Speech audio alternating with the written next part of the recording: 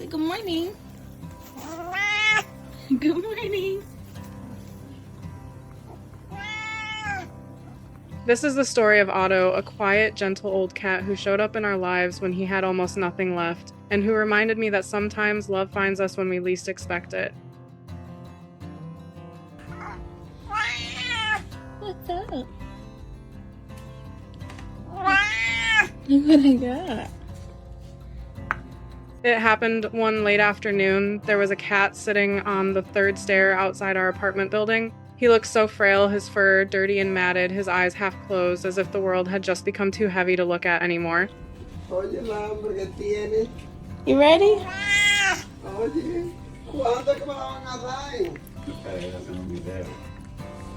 When I bent down to see if he'd let me near, he didn't move. No hiss, no fight, just this soft, tired surrender. I lifted him gently, and he rested in my arms without a sound. That was the moment I knew I couldn't leave him there. Buddy.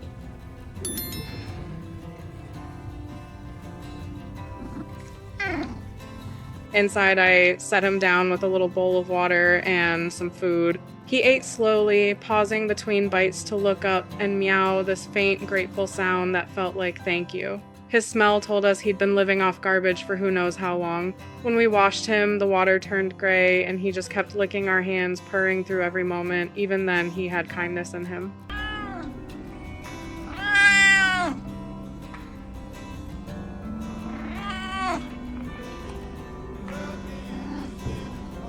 We asked around the building, hoping someone knew him. No one did. The vet said he had a microchip, but it couldn't be read. Maybe he once had a home. Maybe he was abandoned. All we knew was that he was underweight and exhausted, but alive, barely.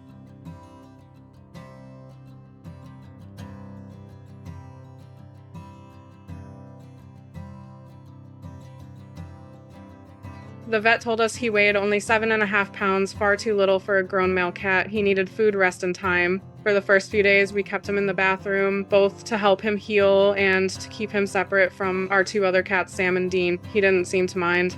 I think for the first time in a long while, he just felt safe.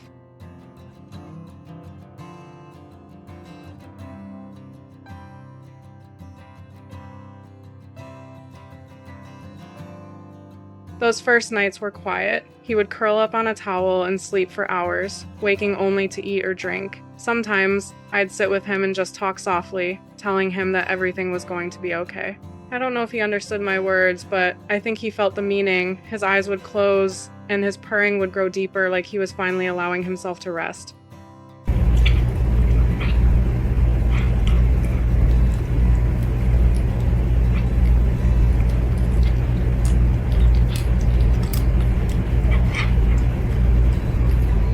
Good. As the days passed, Otto started to relax. He'd peek out when we walked by, slowly come closer, and one day he purred when I said his name. It was small, but it meant everything.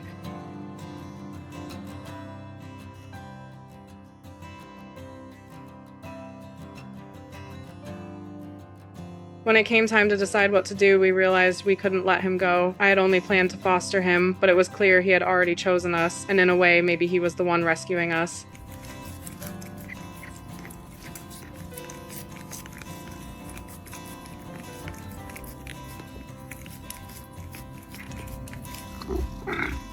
It took some time for Sam and Dean to warm up to him, but Otto never pushed. He'd blink slowly, this little cat language for I come in peace. Bit by bit, they accepted him. Some nights I'd find all three of them lying near each other, not quite touching, but close enough to know that trust was building.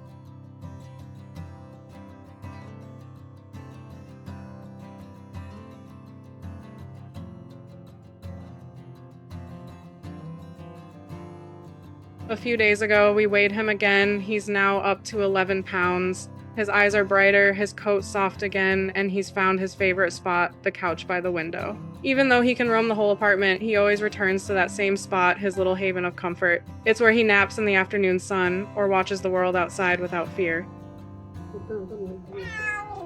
You want more? Huh? You want more? Yeah? Okay, yeah. Déjame la cabeza. When I look at him now, I see an old soul who's been through more than any animal should have to endure, but who still has so much love to give. Sometimes he'll climb onto my lap, press his head against me, and start purring, and in that moment I feel like he's saying, "Thank you for not giving up on me." And honestly, I whisper back every time, "You saved me too, Otto."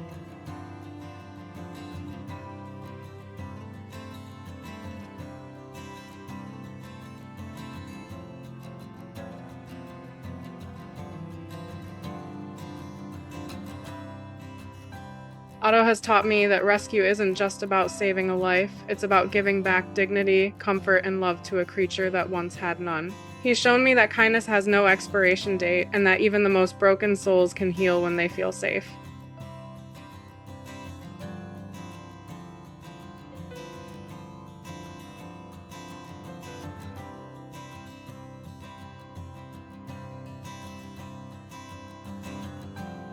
If you've ever thought about adopting, I hope Otto's story inspires you to take that step. Don't overlook the older animals, or the ones who seem shy, or tired, or rough around the edges. They carry stories in their eyes and more love in their hearts than you can imagine.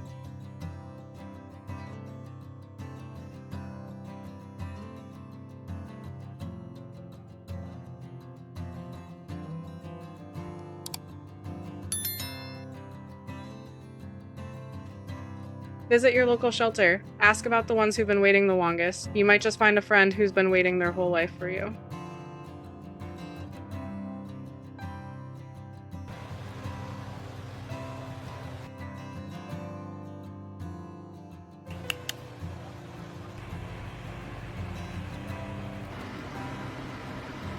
For us, Otto isn't just a rescue cat, he's family. He's a reminder every day that sometimes the smallest act of compassion can change a life forever, and if you're lucky, it might just change yours too.